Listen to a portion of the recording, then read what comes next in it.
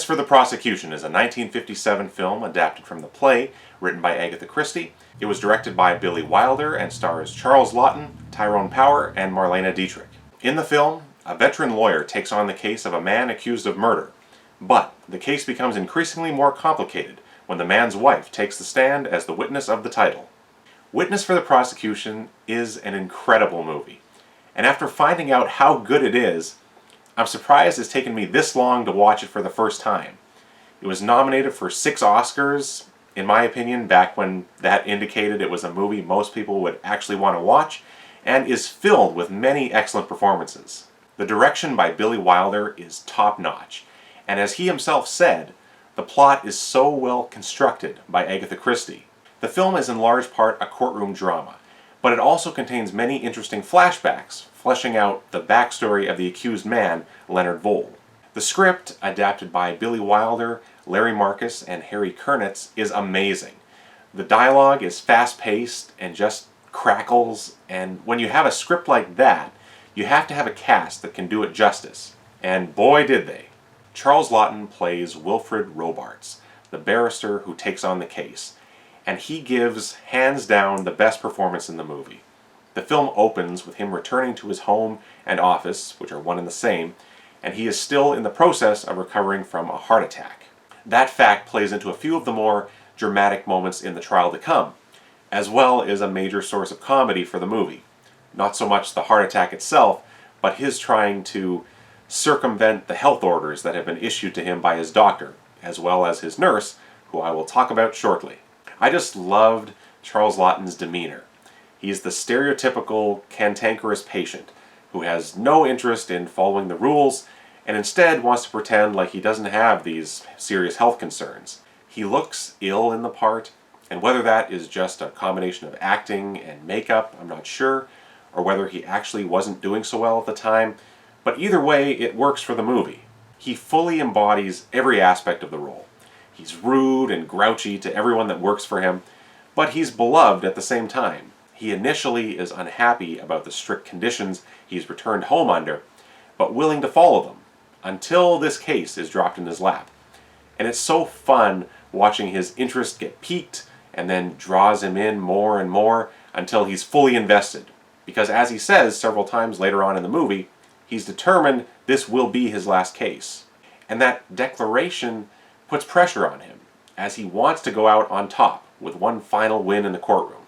And you can see he's unsure of himself. Early on in the case, he is shown up and embarrassed several times, and you see the sting of that register on his face. His opponent, the prosecutor, is younger, quite sure of himself, and seems to have the whole case going his way for the first while. Charles Laughton balances the character between the need to feel vital and confident and the humorous side of him. Later on in the case, especially during his fiery cross-examination of Christine Vole, Leonard's wife, he becomes thunderous and full of vigor, and it's a thrilling moment. And then, during the moments he's sitting listening to the proceedings, and also, and most importantly, outside the courtroom, we're treated to the playful, mischievous Wilfred Robarts. And nowhere is that more present than in his relationship with his nurse, Miss Plimsoll, played by Elsa Lanchester, the bride of Frankenstein herself, as she's probably best remembered, and also the bride of Charles Laughton in real life. Their banter and bickering exchanges are what start the movie off and continue throughout it. I absolutely love their back and forths, and this is the first sign that this script is going to be extremely funny, and again, fast-paced. She is constantly trying to get him to relax and rest, and he keeps her at bay with a dizzying array of insults and invectives, but she lets them all just wash over her and basically just pays them no mind. No matter what he says, she never alters her attempts or decreases the number of them, and never lets his abuse taint her view of him. In fact, she obviously adores and admires him, especially towards the end of the trial, which she has sat in the audience of every day, and is there as much to see him in action as to remind him of his pill schedule. I thought she was excellent and had great chemistry with Charles Laughton.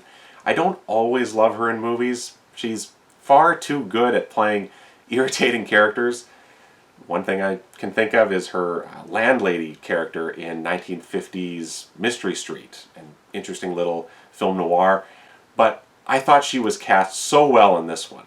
And now we come to the suspect, Leonard Vole, played by Tyrone Power in his final completed film. He too, I thought, was great in the movie.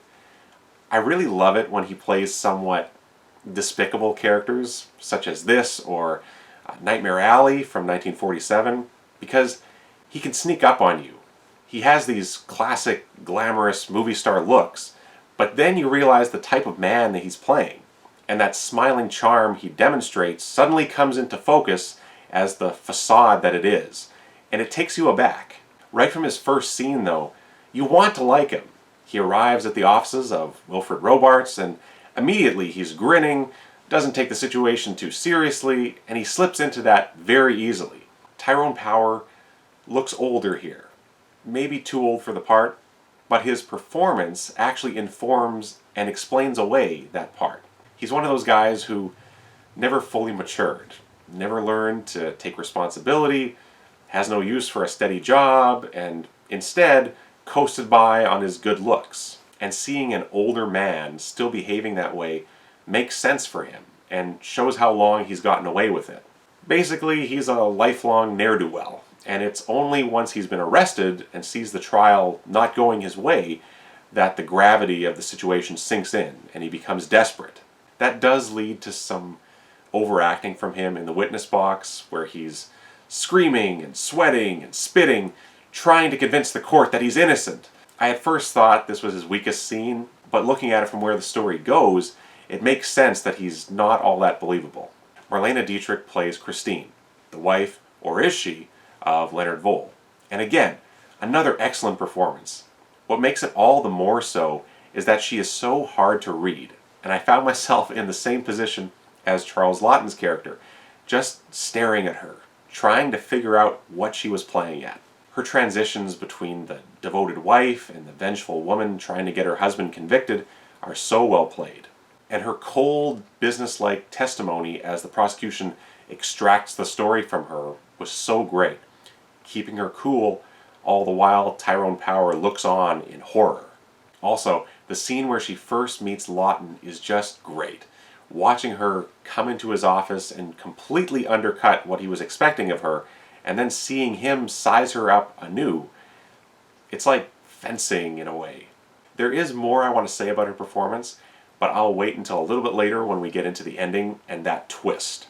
Also in the cast is John Williams, who I always think of as the detective from Dial M for Murder, and he plays the solicitor that is in court beside Charles Laughton, basically his co-counsel.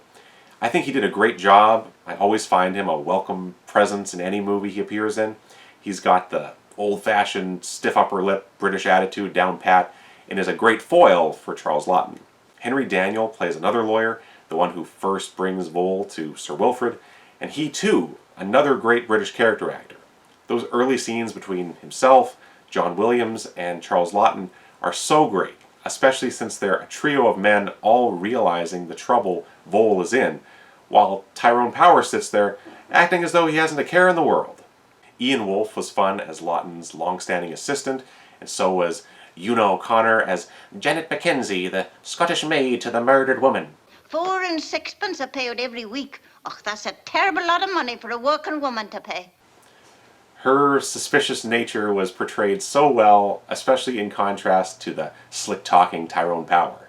Now, going into the movie, although I knew it was a play, I haven't seen it performed and I haven't read it yet, but going in, since I knew the main focus was a court case, I was half expecting the whole film to be set in the courtroom. A stage production being set in one location would make sense. But instead, the movie expands the world of the story by depicting quite a few flashbacks, filling out the history of the Leonard Vole character, his connection to the murdered woman, and even how he originally met his wife, all of which I loved. And a major part of that is the fantastic production design used to bring all of these vignettes to life. The scenes back in 1945 in Germany were maybe my favorite from a visual standpoint. Those foggy, wet streets felt grungy and lived in, and the tiny apartment that Marlene Dietrich is living in too was so great. It all felt like a wartime noir. But not only that, the house of Emily Jane French, the widow who meets her end, was also full of little details and touches showing her and her deceased husband's prior life. But it's not only in the flashbacks. The offices of Sir Wilfrid are filled with books and antique furniture, and the staircase with its newly installed lift is put to very good use in a comedic sense. Charles Laughton's manipulation of and just playing around with it is lots of fun. And of course, the courtroom that is a major location for the action looks great as well. It feels vast and old, filled with history. I'm assuming this was all a set built for the movie, but it feels so grand and real. And all of these sets and locations are captured beautifully on film. I thought the cinematography by Russell Harlan was excellent. Certain shots like Marlene Dietrich leaving the law office and looking back, or Charles Laughton zipping down the stairs on the lift I mentioned, basically escaping his nurse to head back into his work, were so well framed. The scenes where he uses his monocle as an interrogation tool were also really well executed and lensed. Now, it might be silly to be warning about spoilers for a 65-year-old movie, but since the ending took me by surprise, I'll just say I'm going to be discussing it now. First of all, Marlene Dietrich's performance as the old woman at the pub who supplies Charles Laughton with the key evidence he needs was just brilliant. The whole time I was trying to figure out what was up with that character, because something definitely felt off. The voice felt ADR to me, but I'm assuming even if it was still Marlene Dietrich performing the accent. But everything, the makeup, the very aged-looking hands, the dark stained teeth, it was all very convincing. I was trying to filter through who it might be under all of that, but I discarded her as one of the options for some reason. And it was probably the hands that did it. But anyway, when she revealed that at the close of the trial, I was completely shocked. And seeing the realization settle over Charles Laughton was a very well-acted moment. You see him take it in, and the anger overtake him at what he has inadvertently done. And then Tyrone Power comes smoothly striding back in, a free man. That was probably my favorite part of his performance here, as he breezily declares how he'll get a great lawyer for his wife to defend her against the inevitable perjury charge, already spending his inheritance from the woman he murdered. While he's doing that, he's pretty much nose to nose with Charles Laughton, and the whole time I was stunned. Their personalities clashing in that moment was so expertly done. I knew ahead of time that there was going to be some sort of major twist, and once it's revealed he is indeed guilty, I suddenly thought he was going to get away with it entirely, which would have been the most shocking part, especially for a movie from the 50s. But he doesn't, because once his new girlfriend walks in, Marlene Dietrich has had enough. Grabbing a knife from evidence, she rushes him and stabs him, killing him very quickly for a knife wound, I should add. The whole ending is just incredible, and it caps off Charles Laughton's character arc so well. This whole time we've been watching an ill man trying to end his career, but his renewed interest and the thrill of the courtroom battle brings the life back into him. And it ends with him canceling his retirement and getting ready to take on another murder case, one that happened right in front of him. I thought it was so enjoyable, and in the closing credits, that voiceover about "Please do not tell others who have yet to see this film about the shocking ending," or whatever it was, it's perfect. They should do that nowadays. It's such a fun way to bring the audience into the secret that we can all keep together. So, if for some reason you're like me and you have yet to see this film, I highly recommend it. If you have seen it, rewatch it. For me, it was kind of a nice change of pace from the rest of the Agatha Christie adaptations I've been watching lately. Wonderful acting, great black and white photography, and a very well orchestrated score too, which I forgot to mention, and a pretty unforgettable ending. Need I say more? Thanks for watching my review. If you enjoyed it, please check out my channel, Hildebrand Productions. Thanks again, and adios for now.